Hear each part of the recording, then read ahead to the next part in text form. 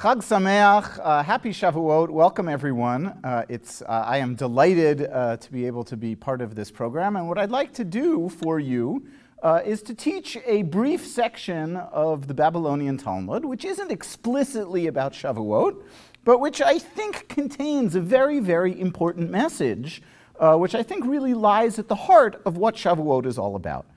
So certainly on Shavuot, we think about it as Zman Matan Toratenu, the time of the giving of the Torah.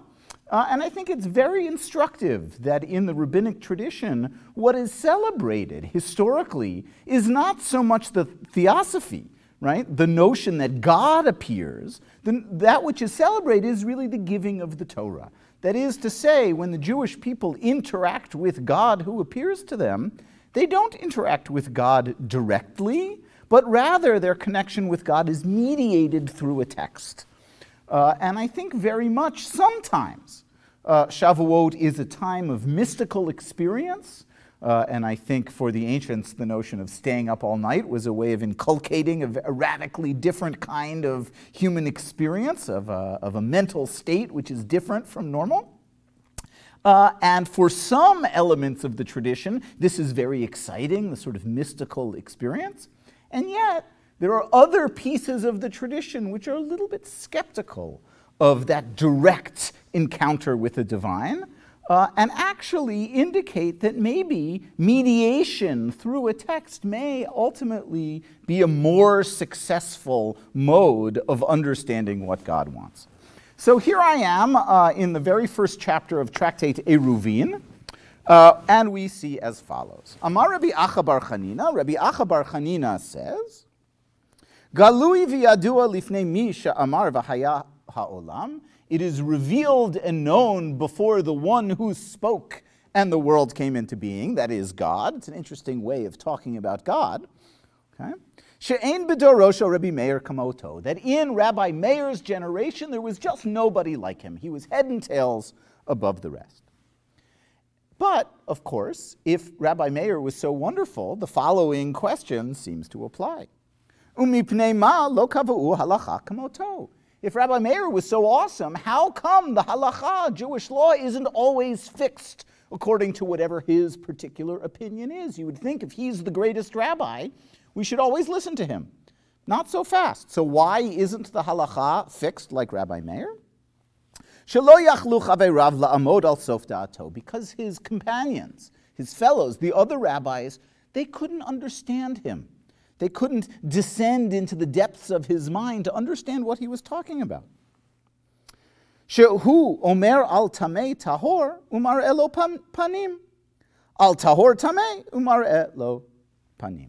That he had the ability to take what is quintessentially unclean and argue compellingly for its cleanness.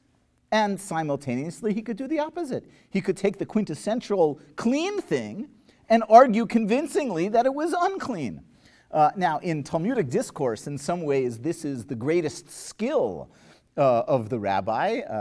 It is said that you weren't allowed to be impaneled on the great Sanhedrin on the high court unless you could prove in 70 different ways that a sheretz, the creepy crawly thing, the quintessential impure thing, is pure. Okay, so Rabbi Meir seems to be the greatest sage, and yet perhaps he uses his intelligence and his acumen to prove the opposite of the truth. And this is confusing.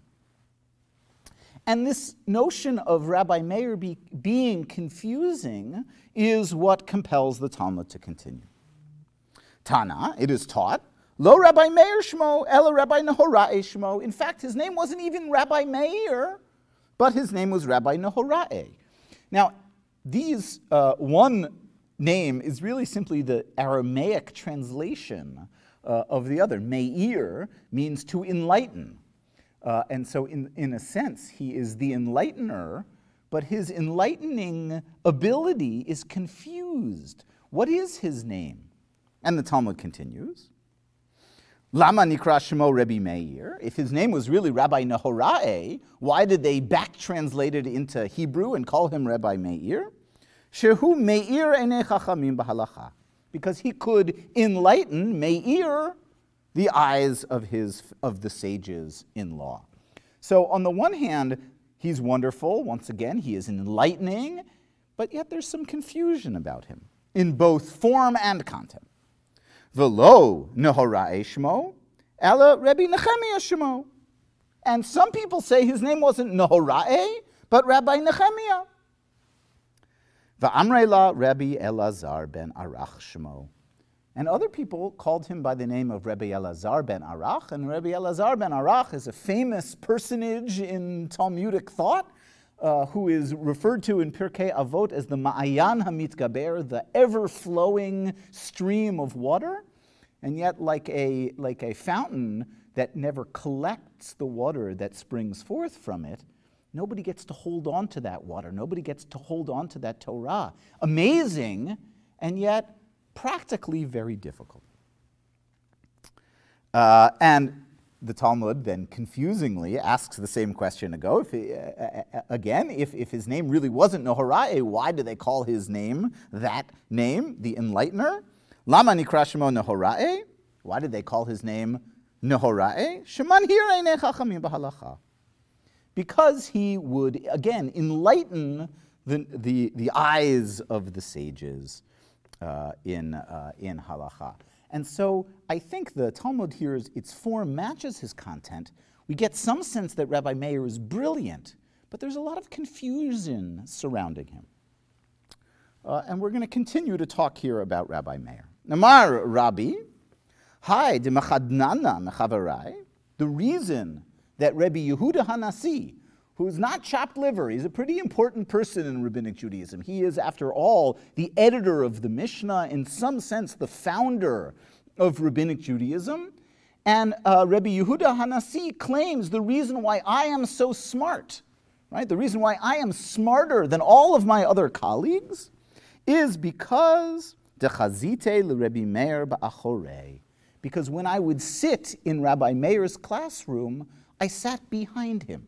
I didn't see Rabbi Meir's face, I saw his back.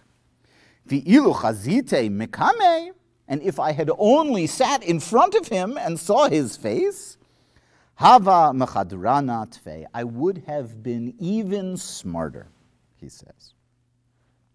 So this is very interesting, at least to me, because what is Rabbi Yehuda Hanasi saying here? What is this notion that sitting from behind his back made him so smart? Had he only been able to sit in front of him, he would have been even smarter. I think that Rabbi Yehuda Hanasi here is making a little bit of a reference to something which we see in the Torah itself. And for example, in Exodus 33, after the whole story of the golden calf, where Moses goes up the mountain to get the second set of tablets and has this incredible encounter with God, where he convinces God, as it were, to forgive the people and to allow them to continue on their journey to the land of Israel. Right? He says, "Vayomar hareini nat kvodecha." God, please let me see you. Let me see what you look like. And of course, for Judaism, this is impossible. And God says, right, "V'hasiroti et kapai," I will take away my hand, as it were, when I pass in front of you. "V'ra'ita et achorai," you will see my back. "Ufanai lo yera'u," but my face will not be seen. In some sense, what Rabbi Yehuda Hanasi is doing is calling himself Moses and Rabbi Meir God. And in the same way that Moses cannot see God's full frontal face, but only sees God's back, as it were, well, so too Rabbi Yehuda Hanasi does not see Rabbi Meir's face, but only sees his back. And even when Moses comes down the mountain, this kind of encounter is replayed every time Moses teaches. Because as Moses comes down the mountain, the Torah says in the very next chapter, in Exodus 34, Vayar Aharon uv'chol b'nei Yisrael et Moshe, that Aaron and all of the Israelites saw Moses, V'hinei karan or panav, and his face shone with rays of light. V'yir'u migeshet elav, and everyone was afraid to approach Moses. And in order to deal with this, Moses puts a masveh, a veil, in front of his eyes, that too much God light shining in people's faces makes them afraid. And that Moses needed to be able to teach practical Jewish law to people. And with the godly light emanating from his face, people were just unable to interact with him and to understand what he was saying.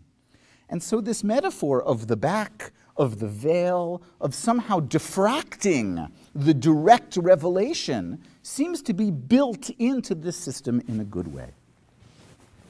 And to return to the Talmud briefly, I think that its message is that this is a good thing. Mediated revelation is actually better somehow than direct revelation.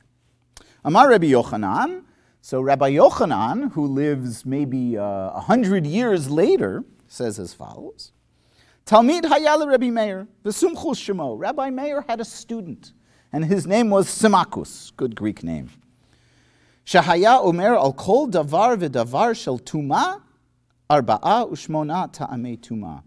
That he, the student of Rabbi Meir, would take any given ritually unclean thing and explain precisely how it was unclean in 48 ways.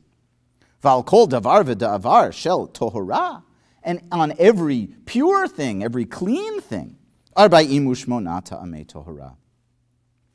And he would do the same process, 48 reasons for why all those ritually clean things were clean.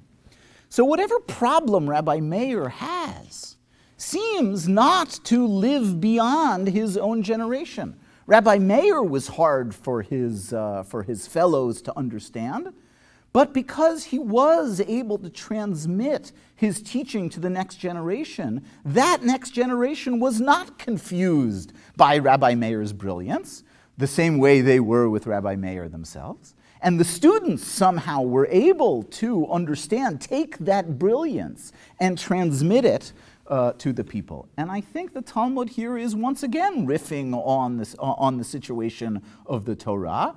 Moses' encounter with God is deeply problematic and scary, exciting, but scary.